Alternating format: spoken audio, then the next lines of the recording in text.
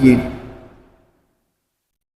تو یہ آیت مبارکہ جو میں نے تلاوت کی ہے، اس کے اندر بھی اللہ رب جلالہ نے نکاح کا حکم فرمائے۔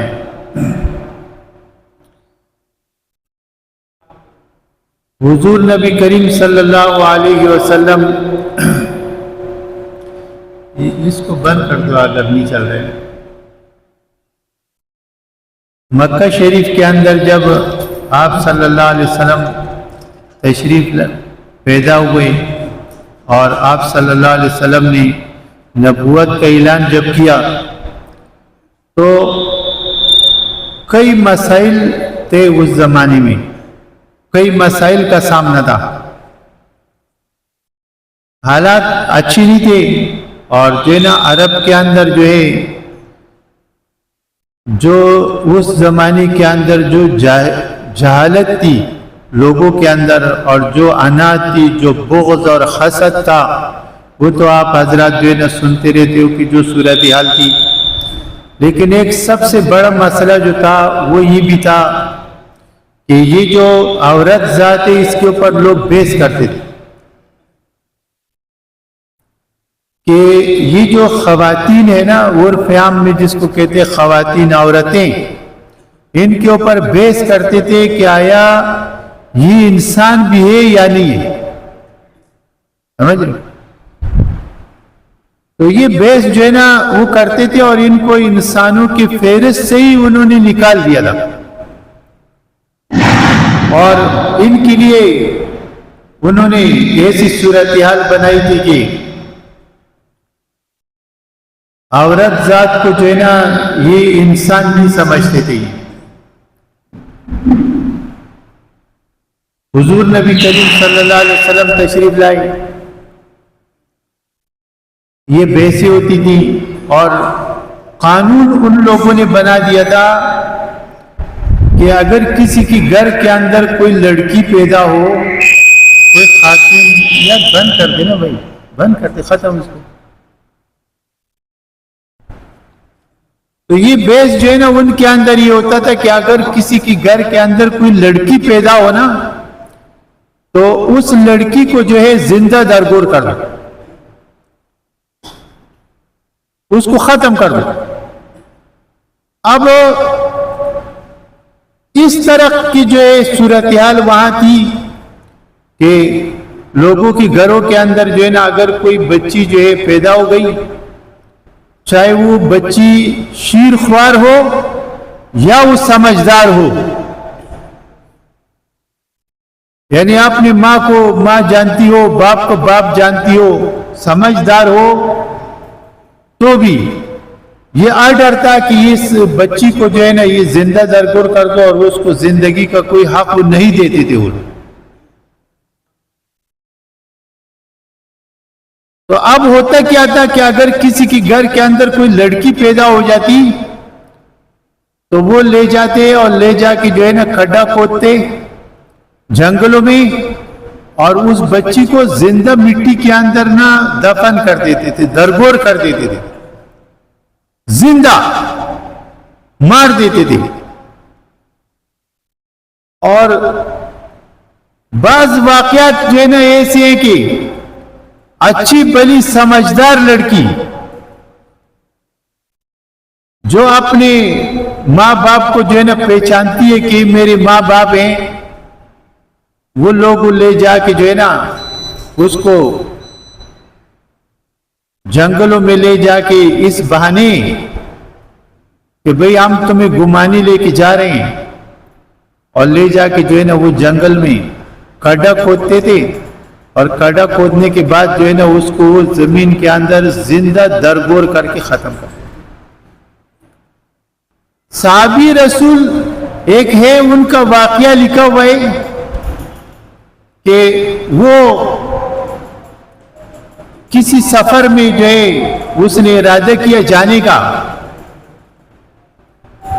تو سفر میں جانے کا ارادہ کیا، اور سفر جو اس زمانے کے اندر ہوتے تھے وہ بڑے لمبے لمبے سفر ہوتے تھے۔ اس زمانے کا تو صورتحال تھی نہیں، تجارتی سفر یا دوسرے ملکوں میں کمانے کے لیے جو لوگ جاتے تھے، سفر کرتے تھے، تو وہ بڑے لمبے سفر ہوتے تھے. تو وہ سفر پہ نکل گیا. خاتون جو گھر میں تھی، اس کی جو زوجہ تھی، بیوی تھی، وہ حمل سے تھی. اس سفر میں چلا گیا، بڑے لمبے سفر میں گیا. پیچھے گھر کے اندر جو ہے نا لڑکی پیدا ہو گئی. جب لڑکی پیدا ہو گئی تو کچھ وقت تک تو ماں نے اس کو پالا پوسا گھر کے اندر، اور پھر اس ڈر اور خوف کی وجہ سے اس نے اپنے کسی رشتہ دار کے ہاں بھیج دیا کہ اگر اس کا جو ہے میاں، اس کا جو والد ہے وہ جب آئے گا واپس تو لازمی وہ اس کو نقصان پہنچائے گا، مار دے گا جان سے. اس وجہ سے جو ہے اس نے اس بچی کو اپنے کسی عزیز کے ہاں بھیج دیا. اب کافی ٹائم کے بعد جو ہے، عرصے کے بعد جب میاں گھر کے اندر آیا تو ماں نے اس کو نہیں بتایا کہ ہمارے گھر کے اندر لڑکی پیدا ہوئی. بہانے کر دیے اور بات کو ٹھال دیا، ادھر ادھر کر دیا. ایسے ٹائم گزرتے گزرتے ایک دن جو ہے گھر کے اندر میاں بیوی بڑے خوش تھے، دونوں موڈ اچھا تھا. تو بیوی نے سوچا کہ یہی ٹائم ہے کہ اس کو میں بتا دوں کہ ہمارے گھر کے اندر تیرے جانے کے بعد لڑکی پیدا ہوئی تھی اور وہ لڑکی بڑی ہو گئی، اس کو ہم نے فلاں جگہ رکھوا دیا کسی کے ہاں، اس ڈر کی وجہ سے کہ کوئی اس کو نقصان نہ پہنچا دے یا آپ نہ پہنچا دے. تو اگر آپ کہو تو ہم اس کو جو ہے نا وہاں اپنے گھر لے کر آ جائے، کیونکہ وہ ہماری بیٹی ہے نا. تو اس وقت جو ہے نا شوہر نے حامی بھر لی اور کہا کہ صحیح ہے، ٹھیک ہے. لڑکی کو گھر لے کر آ گئے. کچھ دنوں گھر کے اندر رہی، اپنے امی کے ساتھ، ابو کے ساتھ بڑی خوشحال زندگی اور اچھی زندگی گزر رہی تھی. تو باپ نے ایک دن جو ہے نا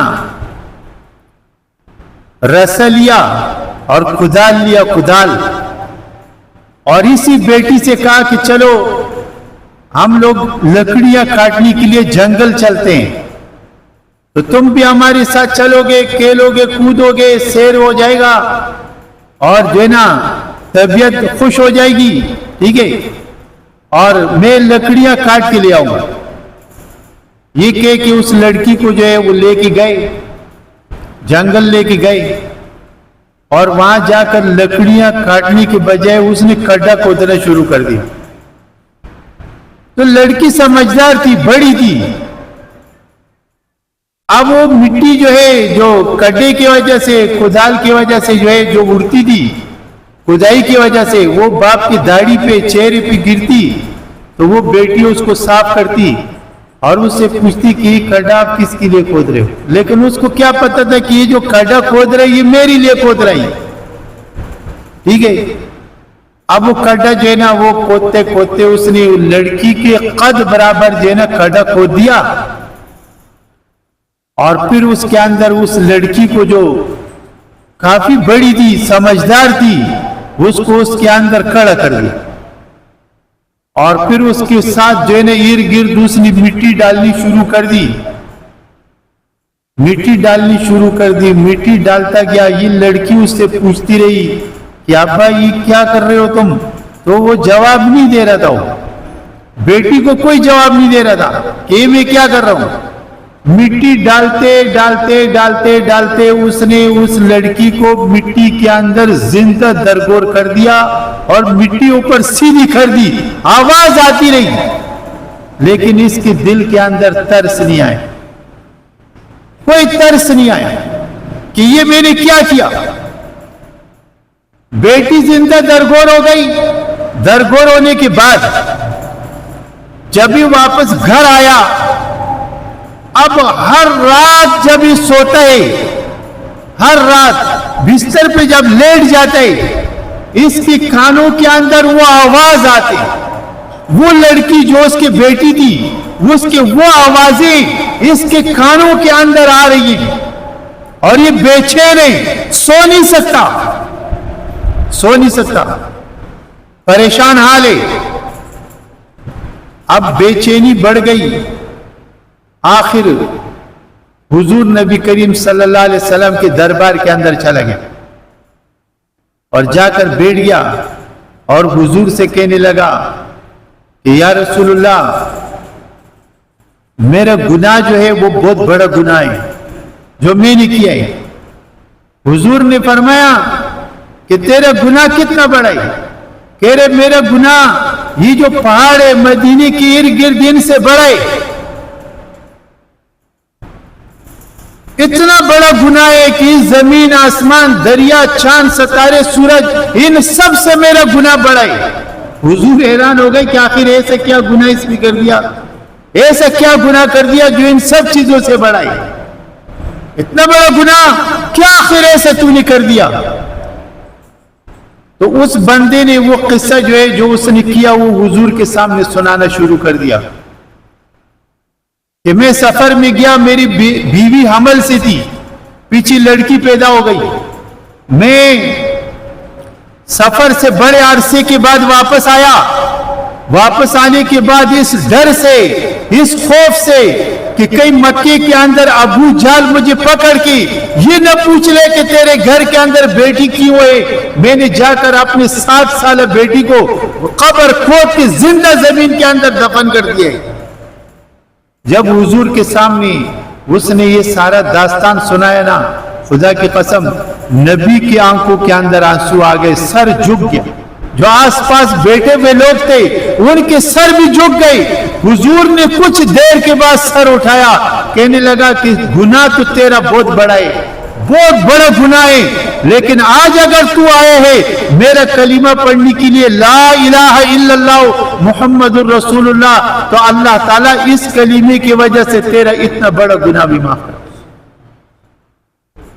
عرض یہ ہے کہ حضور صلی اللہ علیہ وسلم کی آنے سے پہلے عورت کی کوئی حیثیت نہیں تھی، اور عورت ذات کے اوپر لوگ بحث کرتے تھے کہ آیا یہ انسان بھی ہے یا نہیں.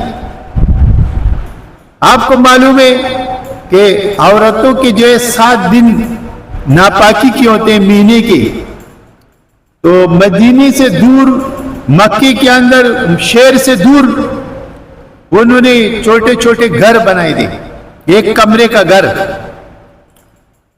تو جس کی بیٹی، جس کی بیوی، جس کی ماں، جس کی خالہ، جس کی پھوپھی مہینے کے اندر ناپاک ہو جائے اس کو گھر میں رہنے کی اجازت نہیں تھی، وہ جا کر اس کمرے میں رہتے،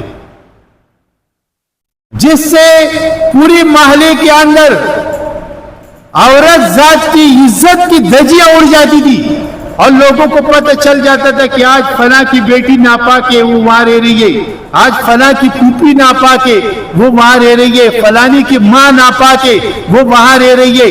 یہ جہالت ان لوگوں کے اندر ایسی تھی کہ اس کے ہاتھ کا کپڑا، اس کے ہاتھ کا کھانا، اس سے بات چیت تک یہ گوارے نہیں کرتے تھے، اس کو گھر میں رہنے کی اجازت نہیں تھی. جب حضور نبی کریم صلی اللہ علیہ وسلم دنیا کے اندر تشریف لائے نا، آپ صلی اللہ علیہ وسلم نے اعلان نبوت فرمایا. اعلان نبوت جب فرمایا تو جہاں بہت سارے مسائل تھے، مشکلات تھے، وہاں ایک سب سے بڑا مسئلہ یہ تھا کہ عورت کی کوئی عزت نہیں تھی، اور عورت ذات کو انسان کا جز نہیں سمجھتی تھی، جبکہ حقیقت کچھ اور ہے. جب اللہ تعالیٰ نے حضرت آدم علیہ السلام کو بنایا نا، آدم علیہ السلام کو بنایا دنیا میں، ٹھیک ہے، بنایا اور بنا کے جنت میں لے گئے. جنت کے اندر جب لے گئے حضرت آدم علیہ السلام کے لیے یہ ساری جنت تھی نا یار، جنت کے باغات، جنت کے میوے، جنت کی نہریں، جنت کی جو جتنا جو جنت تھی یہ سارے حضرت آدم علیہ السلام کے لیے تھی. وہ جہاں جاتے، جہاں کھاتے، جہاں پیتے، جہاں گھومتے، ان کو کوئی منع نہیں تھا، لیکن اس کے باوجود حضرت آدم علیہ السلام پریشان رہتے تھے جنت کے اندر. جب اللہ تعالیٰ نے دیکھا کہ میرے نبی پریشان ہیں، جنت میں بھی پریشان ہے، صحیح ہے، پریشان رہتے ہیں، تو ایک دن حضرت آدم علیہ السلام کو نا آدم علیہ السلام کو اللہ تعالیٰ نے پریشان دیکھا، یہ سو گئے جنت کے اندر. جب اٹھے نا تو ساتھ ایک خاتون بیٹھی ہوئی تھی، خاتون ساتھ بیٹھی ہوئی تھی. تو اللہ رب جلالہ سے حضرت آدم علیہ السلام نے سوال کیا کہ یا اللہ یہ کیا ہے؟ اللہ رب جلالہ نے فرمایا کہ یہ تیری زوجہ ہے. سمجھتے ہو؟ یہ تیری بیوی ہے، بیوی. حضرت آدم علیہ السلام نے فرمایا اچھا یہ میری بیگم ہے، میں اس سے بات کروں، ہاتھ لگاؤں؟ اللہ نے فرمایا نہیں. کیوں؟ اس لیے کہ ابھی تمہارا نکاح نہیں ہوا، پہلے نکاح ہوگا. پہلے کیا ہوگا؟ نکاح ہوگا. نکاح کون پڑھائے گا؟ اللہ میاں خود پڑھائیں گے. کیا کون پڑھائے گا؟ اللہ خود پڑھائیں گے نکاح. اسی طریقے سے ہماری عبادت کا جو سب سے پہلا جز ہے، جو عبادت کی سب سے پہلی کڑی ہے، عبادت جہاں سے شروع ہوتی ہے وہ نکاح سے شروع ہوتی ہے. کہاں سے شروع ہوتی ہے؟ نکاح سے. نکاح کس نے پڑھایا؟ اللہ نے پڑھایا. نکاح ہو گیا. نکاح ہو گیا. یا اللہ اب ہاتھ لگاؤں؟ فرمائے نہیں. اب کیوں؟ فرمایا مہر دینا ہے.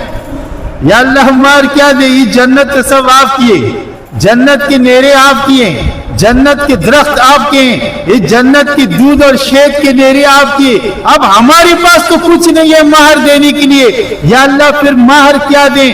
اللہ نے فرمایا جو آخری نبی محمد الرسول اللہ جو تیری نسل میں آئے گا، تیری اولاد میں آئے گا، اس پہ درود شریف پڑھ لے 100 مرتبہ، یہ اس کا مہر ہوگا. تو عبادت کہاں سے شروع ہوئی یار؟ نکاح سے شروع ہوئی. کس سے شروع ہوئی؟ نکاح سے شروع ہوئی. اور نکاح کس نے پڑھایا؟ اللہ نے پڑھایا. اور عبادت آخری جو ہوگی وہ بھی نکاح پہ ختم ہوگی. کس پہ ختم ہوگی؟ نکاح پہ ختم ہوگی. قیامت کا دن ہوگا، میدان محشر میں حساب کتاب ہو جائے گا. جہنمی جہنم میں چلے جائیں گے اور جنتی کدھر چلے جائیں گے؟ جنت میں چلے جائیں گے. کدھر چلے جائیں گے؟ جنت میں. جنت میں چلے جائیں گے. جب جنت کے اندر چلے جائیں گے نا تو یہ سارے بیٹھے ہوئے ہوں گے.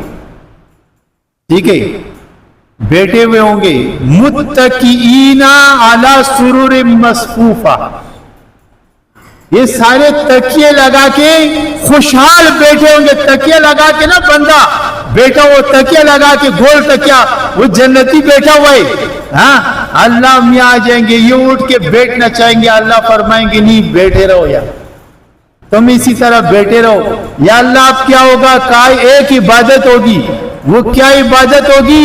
اللہ فرمائیں گے وَزَوَّجْنَاهُمْ بِحُورٍ عِينٍ، اب تمہارا نکاح ہوگا. کیا ہوگا؟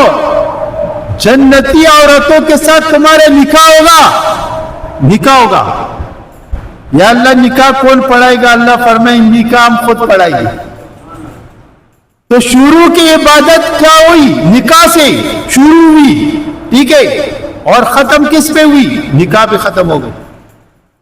حضور نبی کریم صلی اللہ علیہ وسلم کے زمانے آنے سے پہلے عورت کی کوئی عزت نہیں دی. جب حضور آئے، حضور نے عورتوں کے لیے ایسی تحریک چلائی کہ عورت کو عزت دلائی. کسی کو بیٹی کا درجہ دیا، ٹھیک ہے، کسی کو ماں کا درجہ دیا. یہ ماں ہے، یہ بیٹی ہے، یہ ماں ہے، ٹھیک ہے، یہ پھوپھی ہے، یہ خالہ ہے. مدینے کے اندر نا ایک دفعہ حضور نبی کریم صلی اللہ علیہ وسلم مسجد میں بیٹھے ہوئے تھے. اچانک نکل گئے، اطلاع مل گئی نا، نکل گئے، مدینے سے تھوڑا دور گئے. تو ایک خاتون جو ہے نا اونٹ پہ سوار، اماں اونٹ پہ سوار، حضور نبی کریم صلی اللہ علیہ وسلم نے اونٹ کا نکیل پکڑ لیا. آگے آگے پیغمبر اونٹ کا نکیل پکڑے، اوپر مائی بیٹھی ہوئی ہے. گھر لے آئی، گھر لے کر آ گئی اور لا کر جو ہے نا اونٹ سے اتارا، گھر میں لے گئے. سارا دن جو ہے نا ہلا گلا رہا گھر کے اندر. مہمان آ رہے ہیں, مہمان جا رہے, گھر میں شور شرابے. شام ہو گئی, حضور صلی اللہ علیہ وسلم نے اس مائی کو اونٹ پہ بٹھایا اور بٹھا کر پھر مدینے سے باہر تک جو ہے نا اونٹ کا نکیل پکڑ کے اس کو رخصت کیا اور واپس آ گئے. صحابہ اکرام رضوان اللہ تعالی علیہم اجمعین نے پوچھ لیا, یا رسول اللہ یہ خوش نصیب مائی کون تھی جس کے اونٹ کا نکیل آپ پکڑ کے مدینہ میں داخل ہو گئے اور سارا دن مدینے کے اندر ہلا گلا رہا, پھر یہ اونٹ کا نکیل پکڑ کے مدینے سے دور تک ساتھ گئے. آپ صلی اللہ علیہ وسلم نے فرمایا میرے صحابہ یہ وہ خاتون تھی جس نے بچپن میں محمد الرسول اللہ کو دودھ پلایا. یہ حلیمہ تھی, حلیمہ یہ میرے رضائی ماں تھی, حلیمہ میری ماں. اور حضور نبی کریم صلی اللہ علیہ وسلم بچپن میں یتیم رہ گئے, یتیم رہ گئی. حضرت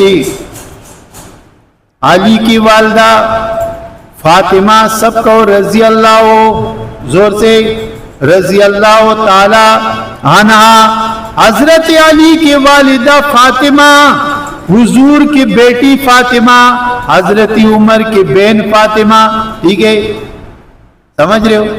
حضرت علی کی والدہ فاطمہ ابو طالب کے گھر والی, حضور صلی اللہ علیہ وسلم کی اتنی خدمت کی کہ پیغمبر کا دل جیت لیا. احساس نہیں ہونے دیا کہ یتیم ہے, ماں نہیں ہے. جب انتقال ہو گیا حضور نبی کریم صلی اللہ علیہ وسلم کو پتہ چلا کہ علی کی والدہ فوت ہو گئی, فاطمہ فوت ہو گئی, حضور نبی کریم صلی اللہ علیہ وسلم نے فرمایا میرے صحابہ تم قبر تیار کرو. اور جو صحابیات ہیں وہ نہلا دھولا کی, کفن پہنا کی, اور پہنا کی جب قبر تیار ہو جائے مجھے اطلاع دے دینا. قبر تیار ہو گئی, حضور کو اطلاع دی گئی, حضور چلے گئے اور جا کر قبر کے اندر لیٹ گئی, قبر میں لیٹ گئی. اور پھر قبر کی دیواروں پہ اپنا ہاتھ پھیرا, چاروں طرف ہاتھ پھیر کے قبر سے باہر آ گئی. کسی نے پوچھ لیا یا رسول اللہ یہ آپ نے کیوں کیا؟ حضور نے فرمایا اس نے زندگی کے اندر مجھ پہ احسان کیا, میں نے اس کے دنیا سے جانے کے بعد اس کے قبر میں لیٹ کر اس کے احسان کا بدلہ دے دیا, اس لیے کہ پیغمبر کا وجود جس مٹی کے اوپر لگ جائے وہاں اللہ کا قہر نہیں آتا. صحیح ہے, پیغمبر کا وجود جس مٹی پہ لگ جائے وہاں عذاب نہیں آتا. اس لیے میں محمد الرسول اللہ نے اس کے قبر میں لیٹ کر دنیا کے اندر اس کے قبر کو جنت بنا دیا. سمجھ رہے ہو نا, جنت بن گیا. اس لیے کہتے ہیں کہ جو ماں باپ ہے نا وہ ساری زندگی تم پہ احسان کرتے ہیں, جب وہ احسان کر جائے پھر اس کے بعد جب وہ بوڑھے ہو جائے پھر تم احسان کا بدلہ احسان سے نہیں ڈبل احسان سے دو. بات سمجھ رہے ہو کہ نہیں سمجھ رہے ہو؟ تو آپ یہ جو خواتین ہیں نا, خواتین ان کے کوئی زندگی تھی نہیں. حضور نبی کریم صلی اللہ علیہ وسلم آ گئے نا تو آپ صلی اللہ علیہ وسلم نے درجے دیے کہ یہ ماں ہے, یہ بہن ہے, یہ بیوی ہے, یہ بیوی ہے, اور یہ خالہ ہے, اور یہ ہماری چچی ہے, چاچی ہے. اور اس طرح رشتے بنائے حضور صلی اللہ علیہ وسلم نے, اور ہر رشتے کا ایک حضور نے ہر رشتے کا ایک معیار بنایا اور اس کا ثواب بتلایا. ثواب بتلایا نا, ثواب بتلایا. حضرت حضور نبی کریم صلی اللہ علیہ وسلم نے جب مکہ کے اندر آ کے یہ تحریک چلائی اور عورتوں کو عزت دلوائی, خدیجۃ الکبریٰ سب کو رضی اللہ تعالیٰ عنہ نے فرمایا کہ یا رسول اللہ اگر آپ نے عورتوں کو اتنی عزت دی تو میں خدیجہ مال سمیت تجھ پہ قربان ہو جاؤں. مکے کے تاجر تھی نا, حضور تو یتیم تھے اور مال بھی نہیں تھا, پیسہ نہیں تھا, کچھ نہیں تھا, لیکن خدیجہ نے جب دیکھا کہ حضور نے عورت کو عزت دلائی حضرت خدیجہ نے حضور کو نکاح کا پیغام بھیجا. نکاح ہو گیا نا, نکاح ہو گیا نا. حضور کے ساتھ خدیجہ نے وفاداری کی, آخر تک وفاداری کی. جب خدیجہ دنیا سے چلی گئی, حضور نبی کریم صلی اللہ علیہ وسلم نے اس سال کو غم کا سال قرار دے دیا. کہا یہ غم کا سال ہے. خدیجہ فوت ہو گئی. جب خدیجہ فوت ہو گئی نا تو حضور بھولے نہیں, احسان نہیں بھولے, احسان نہیں بھولے. گھر کے اندر کھانا پکتا تھا نا, کھانا, تو کھانا جو ہے نا پکنے کے بعد حضور کیا کرتے تھے کہ وہ کھانا جو ہے نا وہ پلیٹوں میں ڈال کے نا خادموں سے کہتے تھے کہ یہ کھانا خدیجہ کی فلاں سہیلی کو دے دو, یہ فلاں سہیلی کو دے دو, یہ فلاں ساتھ بیٹھنے والی کو دے دو, اور یہ فلاں پڑوسن کو دے دو, خدیجہ کی جاننے والی ہے. یا رسول اللہ یہ کیوں؟ حضور فرماتے تھے کہ خدیجہ کی سہیلیاں یہ نہ سمجھے کہ جب خدیجہ تھی وہ ہمارا خیال رکھتی تھی, جب خدیجہ دنیا سے چلی گئی اس کے خاوند نے ہمارا خیال نہیں رکھا, اس کے خاوند نے ہمارا خیال نہیں رکھا. اس لیے جب تک میں ہوں ان عورتوں کو جو خدیجہ خدمت ان کی کرتی تھی ان کا میں محمد الرسول اللہ اپنے ہاتھ سے خدمت کروں. بات سمجھ رہے ہو نا میری بات؟ ٹھیک ہے. اس لیے جس نے تم سے احسان کیا تم اس کے ساتھ احسان کرو. حل جزاء الاحسان الا الاحسان. اگر تم میں کسی نے ایک گلاس ٹھنڈا پانی بھی پلائے نا تو اس کے احسان کو کبھی بھولو مت. احسان مت بھولا کرو کسی کی, اس کو دعاؤں میں یاد رکھو. اور کچھ نہیں کر سکتے نا, دعاؤں میں یاد رکھو. تو جب عورتوں کو عزت مل گئی تو پھر اللہ رب جلالہ نے یہ آیت نازل فرمائی جو میں نے پڑھی. تجویز نہیں دی اللہ نے. ایک ہوتا ہے نا تجویز دیتا ہے کوئی بندہ, تجویز نہیں. اللہ نے حکم جاری کر دیا وَأَنْكِحُوا الْأَيَامَ. یہ جو خواتین ہیں نا, خواتین ان سے نکاح کرو. کیا کرو؟ نکاح کرو. یہ حکم ہے, نکاح کرو ان کے ساتھ. نکاح کی ترغیب دو. بات سمجھ رہے ہو؟ نکاح کی ترغیب دو, ترغیب. یہ کیوں؟ یہ اس لیے کہ نکاح کے بغیر معاشرہ جو ہوگا وہ گناہ کی طرف جائے گا. تو اب جو یہ کہ اگر کسی کی بیٹی ہے نا, بیٹی گھر کے اندر یا بیٹا ہے, تو اپنی بیٹی اور بیٹے کا تو ہر کوئی سوچتا ہے کہ یار اس کی اچھی جگہ نکاح ہو جائے. بلکہ اگر کوئی پیسے والا بندہ ہے, مال و دولت والا بندہ ہے, تو ہر بندے کی خواہش ہوتی ہے کہ یار یا تو اس سے میں بیٹی لے لوں یا اس کو دے دوں. سمجھ رہے ہو میری بات؟ لیکن جو غریب لوگ ہوتے ہیں نا, غریب لوگ, عام جو لوگ ہوتے ہیں, نہ ان کو کوئی دینا پسند کرتا ہے اور نہ ان سے لینا پسند کرتا ہے. تو اللہ نے کیا حکم دیا کہ اپنا تو ہر کوئی سوچتا ہے اور اچھا سوچتا ہے, لیکن تم ان لوگوں کے بارے میں بھی سوچو جو مال و دولت کی وجہ سے کم ہے. تم یہ مت سوچو کہ یہ غریب ہے, یتیم ہے, بے کس ہے, بے سہارا ہے, اس کا خاندان نہیں ہے, رشتہ دار نہیں ہے. سمجھ رہے ہو؟ یہ اللہ نے حکم جو ہے نا نازل فرمایا, حکم کہ نکاح کو عام کرو اور نکاح کو آسان کرو. اس کو مشکل مت بناؤ. جیسے پچھلی جمعے جو ہے نا کچھ جہیز کے بارے میں بات میں نے کی تو کافی سارے بندے انہوں نے کہا کہ یار چلو اگر جو ہے نا مقصد ہے لڑکے جو ہے وہ جہیز مانگتے ہیں تو یہ لڑکی والے بھی تو کم نہیں ہیں, اگلی کی کوٹھی آپ نے نام کر دیتے ہیں.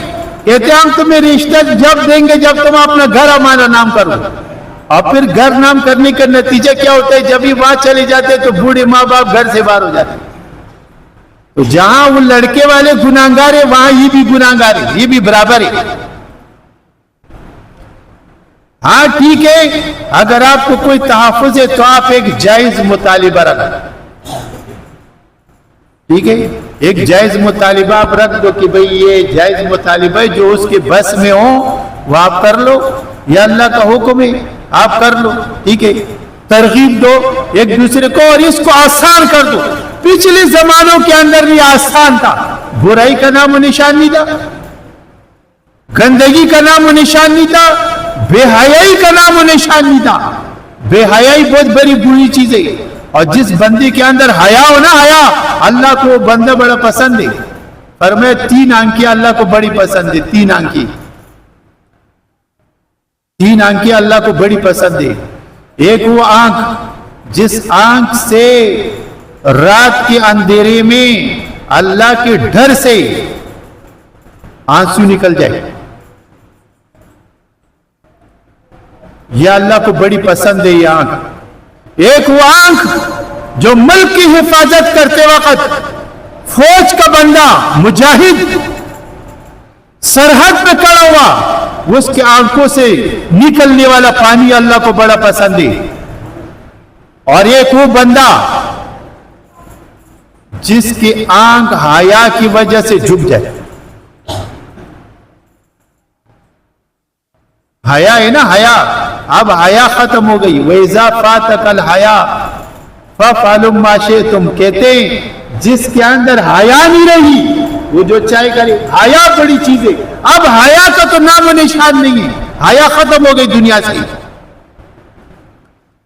تو جو بندہ گھر کے اندر بیوی رکھتا ہے، ماں رکھتا ہے، بیٹی رکھتا ہے، اور وہ سمجھتا ہے کہ یہ جو باہر گھوم رہی ہے یہ بھی کسی کی مائیں ہیں، یہ بھی کسی کی بیٹیاں ہیں، یہ بھی کسی کی بیویاں ہیں، اور اس کی آنکھ حیا کی وجہ سے جھک جائے، اللہ کو یہ آنکھ بڑی پسند ہے۔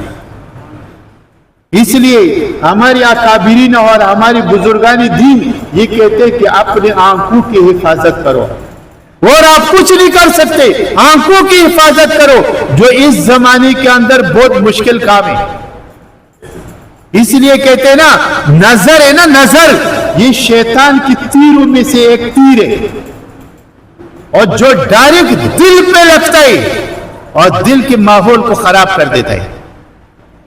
تو اللہ نے فرمایا وَأَنكِحُوا الْأَيَامَ، نکاح کرو۔ میرے نبی ان لوگوں سے کہو کہ نکاح کرو، نکاح کو عام کرو۔ یہ حکم اللہ نے کس میں دیا ہے؟ قرآن میں دیا ہے۔ اور پھر فرمایا کہ وہ صالحین، صالحین جو ہے نا وہ جو ایسے لوگ ہیں نا جو کہتے ہیں کہ یار نکاح کی ضرورت نہیں ہے، ہم بیوی بچوں کے بغیر ہی ٹھیک ہے، سمجھ رہے ہو، ہم اس طرح اللہ کی عبادت کرنے میں زیادہ مزہ آتا ہے، زیادہ مزہ آتا ہے، نمازیں پڑھیں گے، نفلیں پڑھیں گے، ذکر کریں گے، اذکار کریں گے، بچے ہوں گے تو بچے جو ہے نا اپنے مطالبات کریں گے، بیوی ہوگی وہ اپنا مطالبہ کرے گی، بیوی کے ماں باپ ہوں گے وہ اپنے مطالبہ کریں گے۔ اس ڈر سے وہ نکاح نہیں کرتا، نمازیں خوب پڑھتا ہے، روزے رکھتا ہے، زکاتی دیتا ہے، صدقات دیتا ہے، خیرات دیتا ہے، ہر کام دین کا کرتا ہے، مگر یہ نکاح نہیں کرتا ہے۔ اس کے لیے اللہ نے فرمایا کہ دیکھ، نکاح تقوی تقوی ہے، روزہ روزہ ہے، زکات زکات ہے، حج حج ہے، عمرے عمرے، یہ ساری چیزیں اپنی جگہ پر ٹھیک ہے، مگر جب ٹھیک ہے جب اس کے اوپر میرے پیغمبر کی سنت کا مہر ہو۔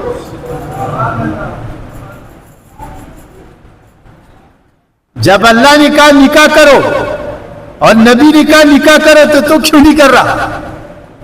ہاں، 3 بندے حضور کے صحابی صوفی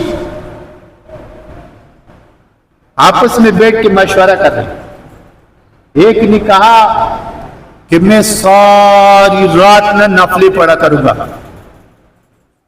دوسرے نے کہا کہ میں سارا دن قرآن پڑھوں گا، تیسرے نے کہا میں ہمیشہ روزے سے رہوں گا.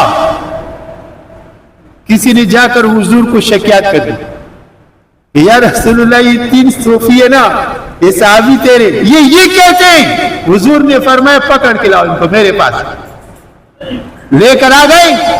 حضور نے فرمایا بیٹھو ادھر. بیٹھ گئے.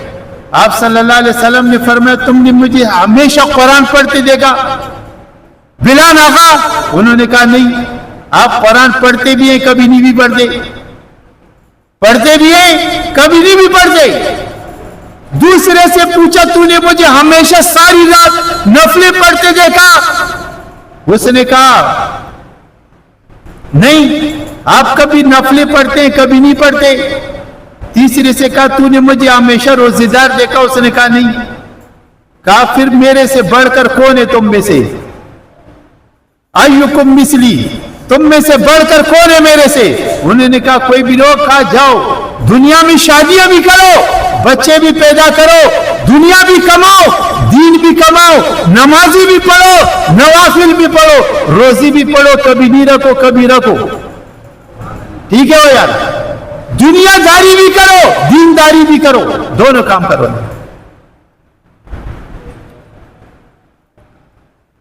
اب دیکھو ایک بندہ، یہ سفر پہ جاتے ہیں نا لوگ، سفر پہ جاتے ہیں، سفر پہ جاتے ہیں تو سفر پہ جو ہے نا 48 میل سفر جب ہو جائے نا، اس کے بعد آپ کی 4 رکعت زور کی نماز ختم.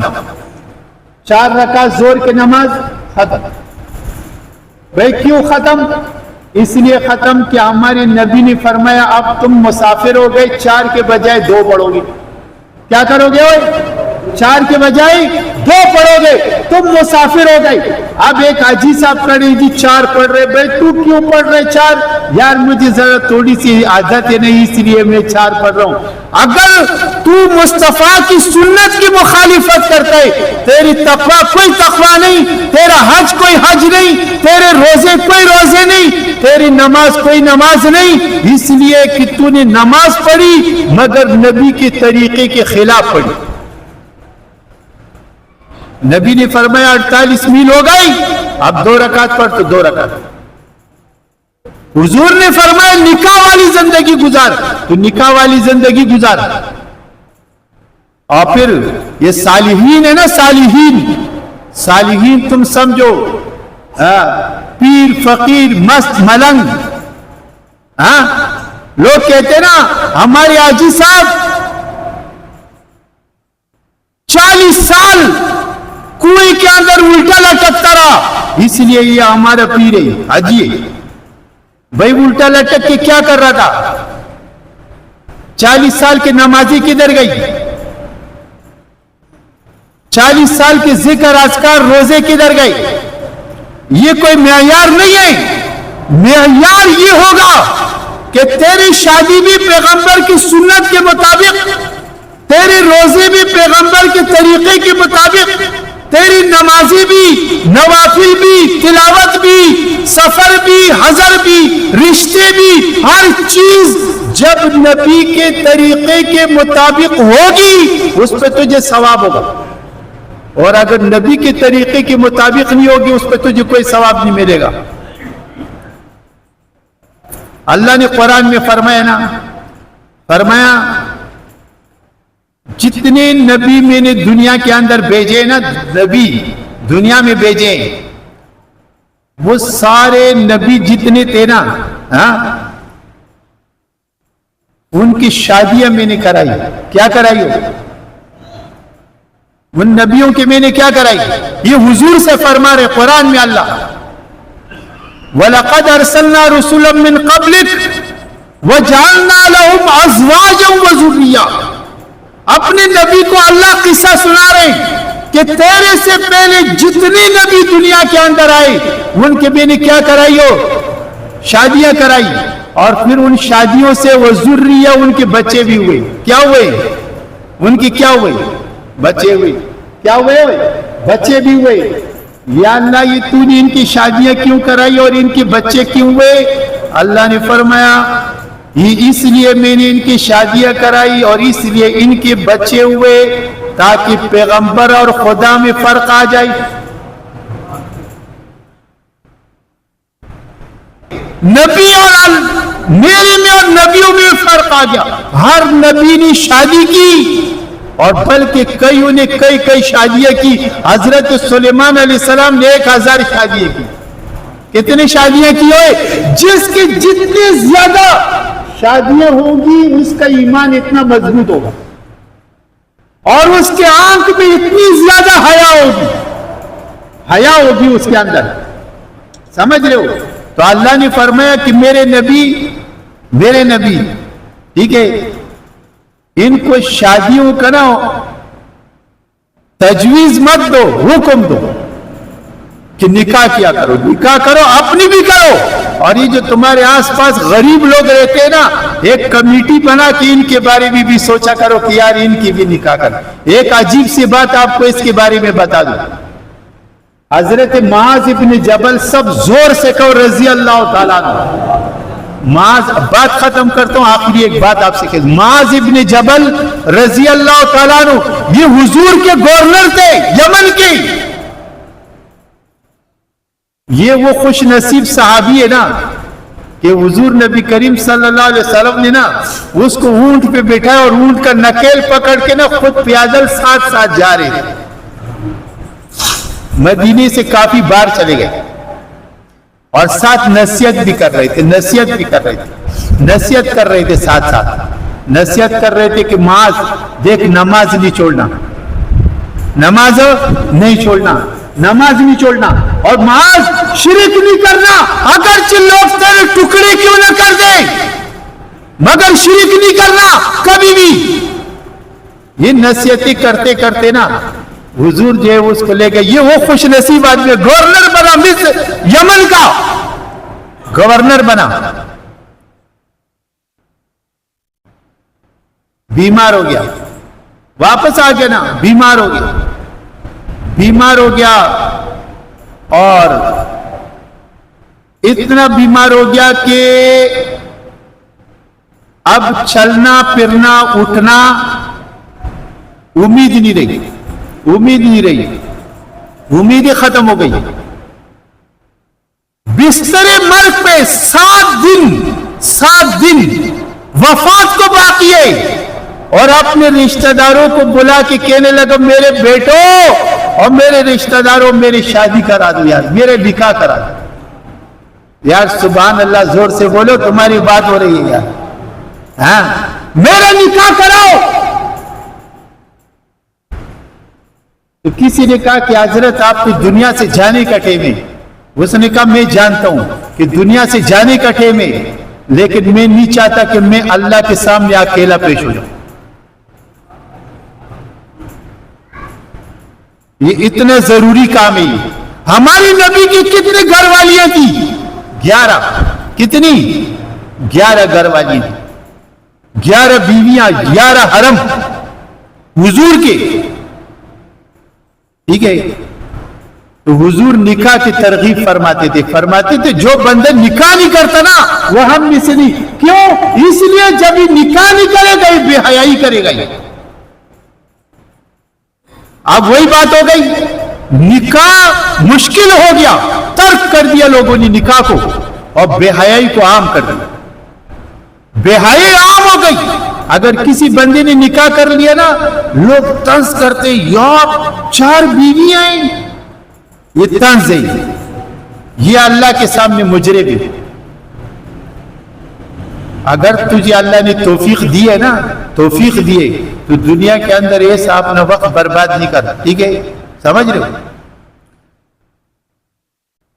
میدان جنگ کے اندر میدان جنگ کے اندر ایک صحابی نے ایک صحابیہ سے کہا کہ میرے سے نکاح کر لے. دونوں عمر کے تھے، نکاح کر لے، خیمے میں نکاح کر لے. اس نے کہا کہ کل جنگ ہے میدان میں اور اس میں مرنا ہے. ٹھیک ہے، یہ جس کو کہا نا کہ نکاح کر لے، یا ابو جہل کی بہو تھی، ایک صحابی نے اس کو بولا مجھ سے نکاح کر لے، بیوہ تھی نا، نکاح کر لے. اس نے کہا کل میدان جنگ ہے اور تجھے پتہ ہے، ٹھیک ہے، اس صحابی کا نام ابو سعید ہے، کہ تجھے مر جاوے، شہید ہو جاوے، تو نکاح کس لیے کر رہے؟ اس نے کہا کوئی مسئلہ نہیں، یہ مجھے بھی پتا ہے کہ مجھے شہید ہونا ہے، مگر ایک رات تو ہے۔ نکاح کر لیا، رات گزر گئی، صبح اٹھے میدانی جہاد میں اتر گئے، صحابی شہید ہو گئی۔ خدا کی قسم علماء فرماتے ہیں جب شوہر شہید ہو گیا، خاتون نے تلوار نکالی اور میدان میں گھس گئی، 7 کافروں کے سر اتار کے اعلان کر دیا، کہنے لگے میرے میاں اگر تو جنت چلا گیا، شہید ہو گیا، تو میں بھی تجھ سے کم نہیں۔ زور سے بولو یار ذرا، سمجھ رہے ہو میری بات؟ اہمیت ہے اس چیز کا۔ اس لیے جب نکاح عام ہوگا نا، بے حیائی کم ہو جائے گی، اور پھر آخری بات میں آپ سے کہتا ہوں، ایمان تازہ ہو جائے گا آپ کا۔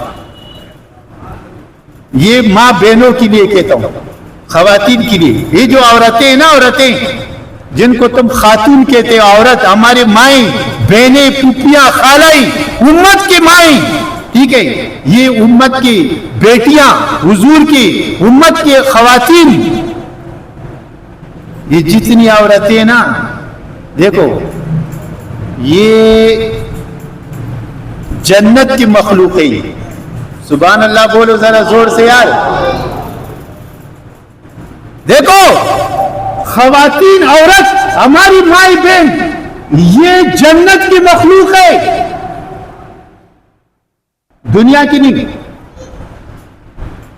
ایک بندے سے کہو تمہارے پاس شناختی کارڈ کدھر کا ہے، وہ کہے گا روس کا، اس کا مطلب اس کے پاس روس کا گرین کارڈ ہے۔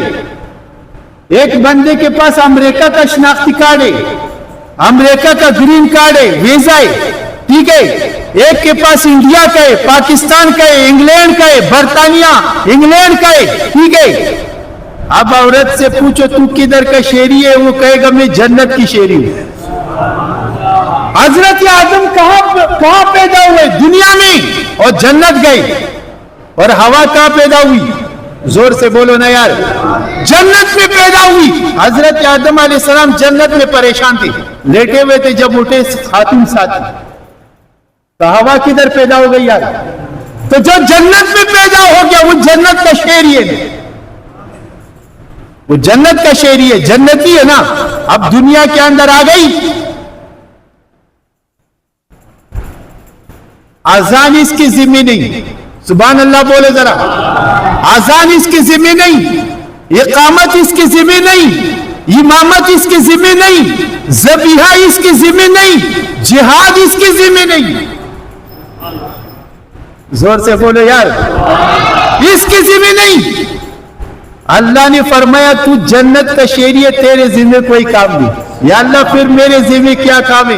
کہا جب مسجد سے اللہ اکبر ہو جائے نا، ایک آنکھ میں حیا رکھ، سر پہ پردہ رکھ، ٹھیک ہے، اور 2 رکعت 4 رکعت 3 رکعت نماز پڑھ، بس ہی تیرے لیے بہت ہے۔ کیوں؟ تو یہاں کا بندہ نہیں ہے، تیرے ذمہ کچھ نہیں، اس لیے کہ تو جنت کا شہری ہے نا یار، ٹھیک ہے۔ ایک بندے نے کسی اللہ والی سے کہا کہ سارے نبی مردوں میں آئے، عورتوں میں کوئی نبی نہیں آئے۔ سارے نبی مردوں میں آئے، عورتوں میں کوئی نبی نہیں آیا۔ عورت سمجھدار تھی، اس نے کہا یہ بات میں مانتی ہوں کہ عورتوں میں کوئی نبی نہیں آیا، بابا آدم سے لے کر مصطفیٰ تک سارے نبی مردوں میں آئے، عورتوں میں نہیں آئے۔ لیکن ایک بات یاد رکھو، اس سارے نبیوں کو عورتوں نے پیدا کیا ہے۔ یار زور سے بولو یار، ان کو کس نے پیدا کیا؟ مصطفیٰ بھی کسی خاتون کے بیٹے تھے، زور سے بولو۔ حضرت عیسیٰ بھی مریم کے بیٹے تھے، حضرت ابراہیم بھی کسی خاتون کے بیٹے تھے، حضرت موسیٰ بھی کسی خاتون کے بیٹے تھے، نہیں تھے؟ یہ سارے جتنے نبی آئے، حضرت آدم کے علاوہ سارے نبی کسی عورت سے پیدا ہوئے کہ نہیں ہوئے؟ تو پھر وہ نبی جب دنیا کے اندر آئے نا، تو انہوں نے تمہیں قرآن سکھایا، انہوں نے تمہیں دین سکھایا، انہوں نے تمہیں نماز سکھایا، انہوں نے تمہیں جہاد کے طریقے اور مسائل سکھائے، انہوں نے تمہیں روزے اور روزوں کے مسائل سکھائے۔ تو اصل کردار عورت کا ہے، کس کا ہے؟ عورت کا ہے. عورت کو اسلام نے عزت دی ہے. اگرچہ کچھ لوگ ناسمجھی کی وجہ سے اسلام کے اوپر انگلیاں اٹھاتے ہیں، مگر یہ اسلام ہے، یہ مصطفیٰ کا دین ہے جس نے عورت کے سر پہ دوپٹہ رکھا اور اس کو عزت دی. کیا نہیں؟ حضور نے فرمایا، یہ حضور کے تاریخی الفاظ تھے. حضور کے در پہ ایک لڑکی کافروں کی پکڑ کے لائی گئی. حضور نے اپنا چادر اٹھا کر اس کے سر پہ رکھ دیا. لڑنے کے لیے آئی تھی، جرنیل تھی، اپنی فوج کی. حضور نے دوپٹہ اس کے سر پہ رکھا. صحابہ غمزدہ ہو گئے. یا رسول اللہ تو کافر کی بیٹی ہے. حضور نے فرمایا، بیٹی کافر کی ہو یا بیٹی مسلمان کی ہو، بیٹی بیٹی ہوتی ہے، چاہے وہ کافر کی ہو یا مسلمان کی ہو. حضور کا اس کے سر پہ پردہ رکھنے کا اثر ہی ہوا کہ اپنے بھائی سمیت مسلمان ہو کے مدینہ آ گئے. بات سمجھ رہے ہو؟ تو یہ گھروں کے اندر جو خواتین ہیں، ان خواتین کے ساتھ نرمی والا معاملہ، ان کو کیوں یہ آپ کی معاملات کم سمجھے گی. جب آپ اس کو ایک دفعہ سمجھاؤ گے اور ایک دفعہ اس کی سمجھ میں بات آ گئی، خدا کی قسم عورت وہ ذات ہے کہ وہ کئی 100 مردوں کو پیچھے دے کے جان دے دے گی مگر حضور کا دین نہیں چھوڑے گی کبھی. صرف ایک دفعہ اس کے سمجھ میں آنے کی دیر ہے. اللہ تعالیٰ ہمارے گھروں کے اندر دین کو زندہ فرمائے. ہمارے گھروں کے، ہمارے بچوں میں، ہمارے بڑوں میں، ہمارے بزرگوں میں، ہماری گلیوں میں اللہ تعالیٰ حضور کی دین کو زندہ فرمائے. وآخر دعوانا الحمدللہ رب